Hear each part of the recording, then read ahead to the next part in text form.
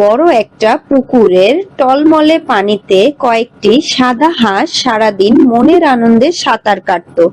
পুকুরের পাড়ে আম গাছের ডালে ছিল এক কাকের বাসা। কাকের গায়ের রং কালো ছিল বলে তার মনে খুব দুঃখ ছিল। সে সাদা হাঁসগুলোকে অবাক হয়ে দেখে আর ভাবে, হাঁসেরা সারাদিন পানিতে থাকে বলেই তাদের গায়ের কালো রং ধুয়ে সাদা হয়ে গেছে। আমিও যদি কয়েকদিন পানিতে হাঁসেদের মতন সাঁতার কাটি, তাহলে আমিও সাদা হয়ে যাব। তখন আর কেউ আমাকে কালো বলতে পারবে না। যথারীতি পরের দিন সকালে কাকটা পুকুরের পানিতে নামলো। কিছু সময় পরেই তার সব পালক ভিজে গেল। তার শরীর এমন ভারী হলো যে আর পাখা মেলে উঠতে পারল না। বিকেলে সে কোনো রকম পুকুর থেকে পাড়ে উঠে এলো।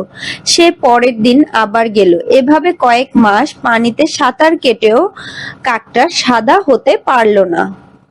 এই গল্পের মাধ্যমে আমরা জানতে পারবো, আল্লাহ যাকে যেভাবে সৃষ্টি করেছেন তাকে সেভাবেই সন্তুষ্ট থাকা উচিত।